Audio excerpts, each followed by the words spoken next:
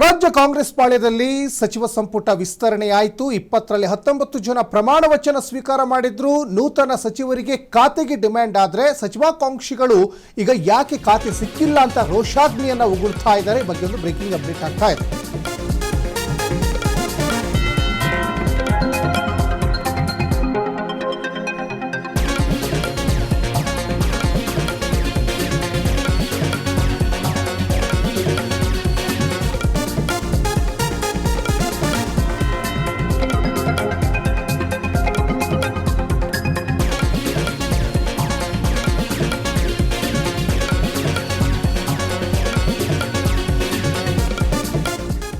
ರಾಜ್ಯ ಕಾಂಗ್ರೆಸ್ ಪಾಳ್ಯದಲ್ಲಿ ಹೈಕಮಾಂಡ್ಗೆ ಸೆಡ್ಡು ಹೊಡೆಯಲಿಕ್ಕೆ ಈಗ ಶಾಸಕರು ಮುಂದಾಗಿದ್ದಾರೆ. ಇವರೆಲ್ಲರೂ ಕೂಡ ಸಚಿವಾಕಾಂಕ್ಷಿಗಳಾಗಿದ್ದರು.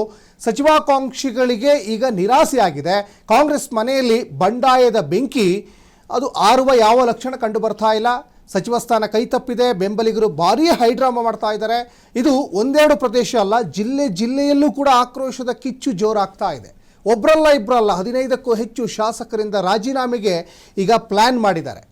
ಬೆಂಗಳೂರು, ಚಿಕ್ಕಬಳ್ಳಾಪುರ, ಕೋಲಾರ ಹೀಗೆ ಅನೇಕ ಜಿಲ್ಲೆಯ ಶಾಸಕರು ಸಭೆ ಮಾಡಿದ್ದಾರೆ. ಹೈಕಮಾಂಡ್ಗೆ ಸೆಡ್ಡು ಹೊಡೆಯಲಿಕ್ಕೆ ಶಾಸಕರು ಮುಂದಾಗಿದ್ದಾರೆ. ನಾವು ಕೂಡ ಕಾಂಗ್ರೆಸ್ ಪಕ್ಷಕ್ಕೋಸ್ಕರ ದುಡಿದಿದ್ದೀವಿ, 2 ಟರ್ಮ್ 3 ಟರ್ಮು ನಾವು ಪಕ್ಷಕ್ಕೋಸ್ಕರ ದುಡಿದಿದ್ದೀವಿ, ಶಾಸಕರಾಗಿದ್ದೀವಿ, ನಮಗೊಂದು ಅವಕಾಶ ಕೊಡ್ತೀರಾ ಅಂತ ಮಾತು ಕೊಟ್ಟಿದ್ದರು. ಹಾಗಾದರೆ ಹೈಕಮಾಂಡ್ ನಾಯಕರಿರ್ಬೋದು, ರಾಜ್ಯ ನಾಯಕರಿರ್ಬೋದು ಮಾತನ್ನು ತಪ್ಪಿದ್ರಾ?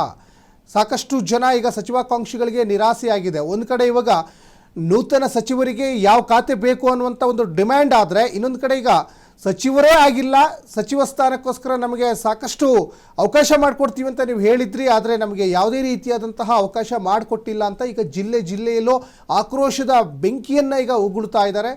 ಸಮುದಾಯವಾರು, ಜಿಲ್ಲಾವಾರು ಪ್ರಾತಿನಿಧ್ಯವನ್ನೇ ಕೊಟ್ಟಿಲ್ಲ ಅನ್ನುವಂತಹ ಆಕ್ರೋಶಗಳು ಕೂಡ ಈಗ ಕೇಳಿ ಬರ್ತಾ ಇದ್ದಾವೆ.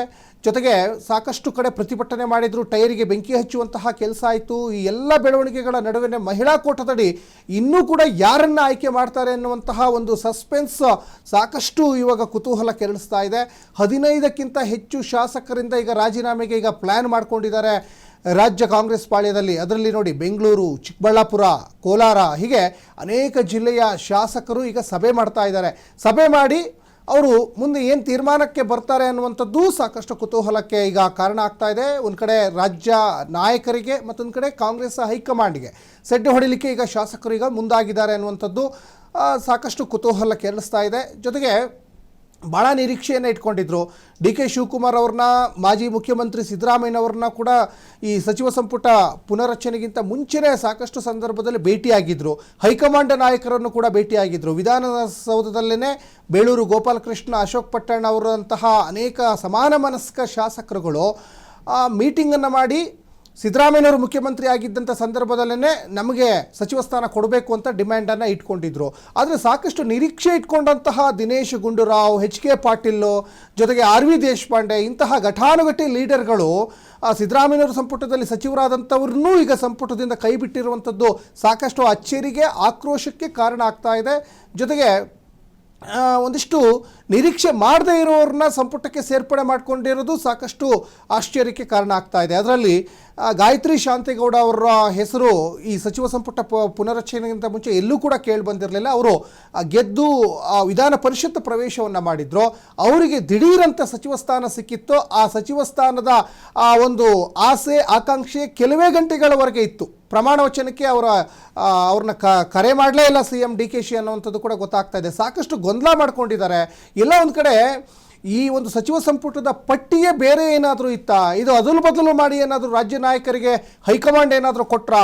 ಯಾಕಂದರೆ ಇಷ್ಟು ದೊಡ್ಡ ಮಟ್ಟದ ಗೊಂದಲ ಆಗ್ತಾ ಇದೆ. ನೋಡಿ, ಮಂಕಾಳ್ ವೈದ್ಯ ಅವರ ಹೆಸರನ್ನು ಸೂಚಿಸಿದ್ರು, ಪಟ್ಟಿಯಲ್ಲಿತ್ತು. ಅದಾದಮೇಲೆ ಕೊನೆ ಕ್ಷಣದಲ್ಲಿ SS ಮಲ್ಲಿಕಾರ್ಜುನ್ ಹೆಸರನ್ನು ಆ ಪಟ್ಟಿಗೆ ಸೇರ್ಪಡೆ ಮಾಡ್ಕೊಳ್ತಾರೆ. ಒಂದು ಕಡೆ ನೋಡಿ, ಈ ಎಲ್ಲ ಬೆಳವಣಿಗೆಗಳ ನಡುವೆ ಈಗ ಮಂಕಾಳ್ ವೈದ್ಯ ಸಂಪೂರ್ಣವಾಗಿ ಮಂಕಾದಂತೆ ಕಾಣಿಸ್ತಾ ಇದೆ. ಶಾಂತವಾಗಿದ್ದಂತಹ ಗಾಯತ್ರಿ ಶಾಂತೇಗೌಡರು ಈಗ ರೌದ್ರಾವತಾರವನ್ನು ತಾಳ್ತಾ ಇದ್ದಾರೆ. ಇನ್ನೊಂದು ಕಡೆ 6 ಜನ MLAಗಳಿದ್ದಾರೆ ಮಹಿಳಾ ಕೋಟದಡಿ. ಅವ್ರನ್ನೆಲ್ಲ ಬಿಟ್ಟು MLCಗೆ ಯಾಕೆ ನೀವು ಮಣೆ ಹಾಕ್ತಾ ಇದ್ದೀರಾ ಅನ್ನುವಂಥ ಪ್ರಶ್ನೆಗಳು ಈಗ ವ್ಯಕ್ತವಾಗ್ತಾ ಇದ್ದಾವೆ. ಉಮಾಶ್ರೀಗೆ ಈಗ ಸಚಿವ ಸ್ಥಾನ ಸಿಗಬೇಕು ಅಂತ ಮಾಜಿ CM ಸಿದ್ದರಾಮಯ್ಯನವರು ಈಗ ಹೈಕಮಾಂಡ್ಗೆ ಒತ್ತಡ ಹಾಕ್ತಾ ಇದ್ದಾರೆ ಅಂತ. ಸಿದ್ದರಾಮಯ್ಯನವರ ಸಂಪುಟದಲ್ಲಿ ಇದ್ದಂತಹ ಲಕ್ಷ್ಮೀ ಹೆಬ್ಬಾಳ್ಕರ್ಗೆ ಸಂಪುಟಕ್ಕೆ ಸೇರ್ಪಡೆ ಮಾಡ್ಕೊಳ್ಬೇಕು ಅಂತ ಡಿ ಕೆ ಶಿವಕುಮಾರ್ ಒಂದು ಕಡೆ ಕಸರತ್ತು ಮಾಡ್ತಾ ಇದ್ದಾರೆ. ಹೀಗೆ ತಮ್ಮ ತಮ್ಮ ಶಕ್ತಿ ಪ್ರದರ್ಶನವನ್ನು ಇಲ್ಲೇ ಲೀಡರ್ಗಳು ತೋರಿಸ್ತಾ ಇದ್ದಾರಾ, ಯಾರ ಕೈ ಮೇಲಾಗುತ್ತೆ, ಇದು ಈಗ ಸದ್ಯಕ್ಕೆ ಬಹುದೊಡ್ಡ ಒಂದು ಕುತೂಹಲಕ್ಕೆ ಕಾರಣವಾಗಿರುವಂಥ ಸಂಗತಿ.